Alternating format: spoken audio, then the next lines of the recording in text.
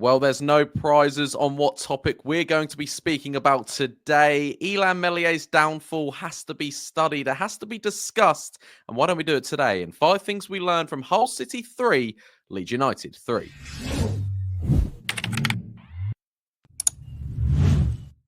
All right, guys, what's going on? My name is Ollie Ward. Welcome back to the Ollie Ward channel. Welcome back to 5 things we learned. This is where we take 5 topics from the most recent game and we have a little chat about them. Before we do get into this, be sure to smash that like button. The support on the videos in 2025 have been brilliant. So get down there and smash a like. Also, subscribe if you are new. Welcome to all the new subscribers to the Ollie Ward channel.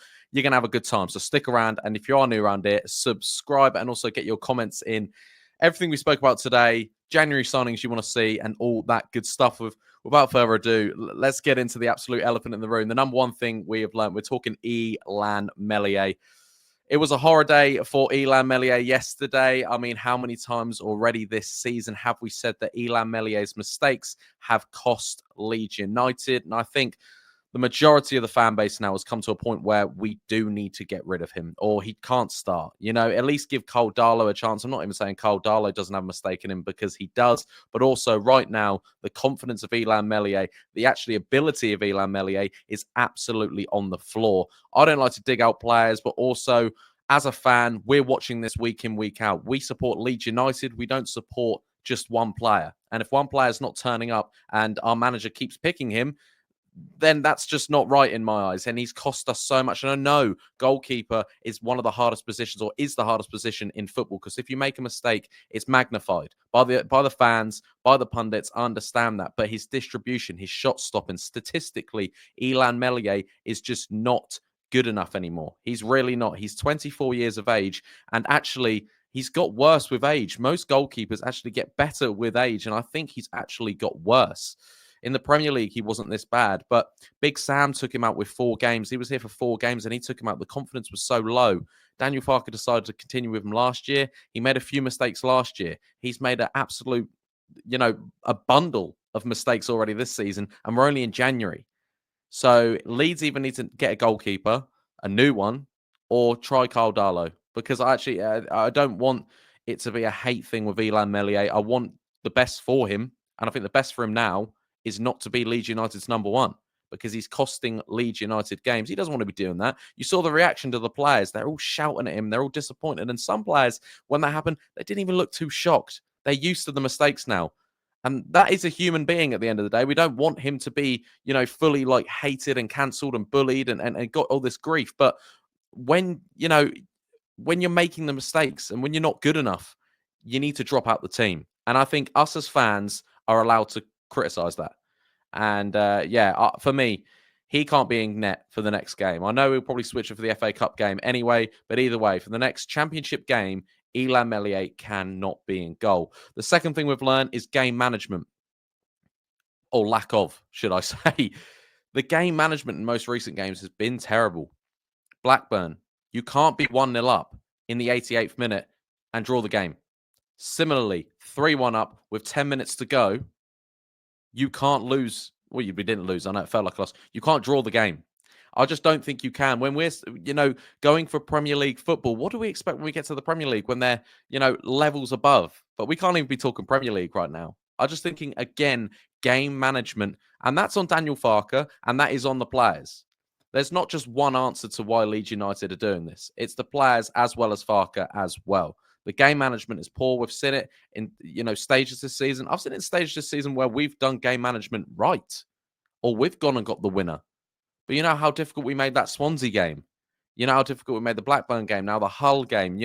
These things are going to catch up to you. And hopefully the game management gets sorted.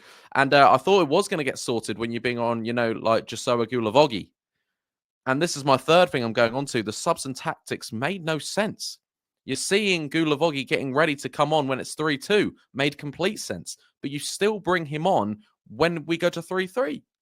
To me, that doesn't make any sense, Daniel Farke. It doesn't make any sense. You go, okay, we've just considered this 3-3. Gulavogi, sorry, mate, sit back down. We've got Nonto. We've got Ramazani. We've got Joffy on the bench. We need an attacker. We need to win this game. And he still went to bring on Gulavogi. And it's nothing on Gulavogi, because he's there to see out a game. He's there to play 10, 15 minutes to see out a game.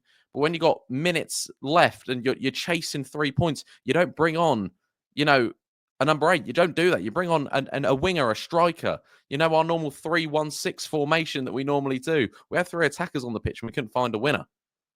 So, yeah, disappointing. I didn't really understand the subs or the tactics right there at the end. Number 4, you know, I'm going a bit positive because we didn't lose the game. Solomon, he's causing issues. He needs to be starting. And I know he has recently been starting, but he's actually doing a lot. And I'm really enjoying Manuel Solomon's turn in form because I always knew there was a player there. After he came back from injury, he did have a couple of stinky performances. But right now, Manuel Solomon changes games and he can't take him off unless he's absolutely knackered because he does show a different ounce of quality. I think he shows Premier League quality in a championship a championship side that needs some Premier League quality sometimes. Nonto hasn't been his best this season. I don't know what's going on with Largi Ramazani and Farke. I don't know if something's happened there. Dan James, last few weeks has been terrible, but, overall has probably been our best attacker. And then Solomon has been in and out, but recently Solomon causes issues. You need to keep Solomon on the pitch. Thought he had a very, very good game again yesterday. And the 5th thing we've learned is we need signings. Us as fans, Daniel Farke, players, are the players a bit too comfortable in their own positions? As fans, are we a bit too loyal to these players? Do we think they're a lot better than they are? I always have this conversation. Yes, we're top of the league, and I'm happy with that. And maybe this is an overreaction, but also, I do think Leeds United needs signings. We need a goalkeeper. We need a number 9. The amount of times the ball got played across the box yesterday. Where's the striker? If you had someone who scores 20, 30 goals in a season, they're tapping that in. And I don't know what happened to Joel Piroe because he was doing that for Swansea. As soon as he's come to Leeds, he hasn't been doing it as much. He has had a very good season, Joel Piroe, don't get me wrong. But I actually do like him in the number 10. And I know people, that was that ongoing discussion that he's a 9. Why is he playing in the 10? I actually think now I prefer him in the 10 than I do the 9. He's a really difficult player to manage, so I feel a bit sorry for Daniel Farke. But just to go through one more time, the 5 things we learned. As you can tell, I'm still a bit deflated after yesterday. It was a difficult result to take because when you're 3-1 up, you're thinking the comeback kings is stuff of champions. And then just mistakes upon mistakes, and Leeds fans, Leeds United, in the news again, are trending again for all the wrong reasons. Banter FC were back yesterday, and hopefully we just, we could make it worse by losing to Harrogate. And, I wouldn't put it past Leeds. But the 5 things we learned is Meslier, unfortunately, he needs to be dropped. He just does now. He just needs to be dropped. That's all I'm going to say about that. Second, game management needs sorting out. The subs and tactics made no sense yesterday. They need sorting out. Solomon causes issues. He needs to play. And Leeds United need signings. Guys, if you did enjoy this video, be sure to smash that like button. Subscribe if you are new and get all your comments in. I'll probably most likely be back tomorrow with some Leeds United transfer news and rumours. So turn that notification bell on so you never miss an upload. I've been Ollie Ward. You guys have been excellent, and I'll catch you in the next video. Cheery. Oh.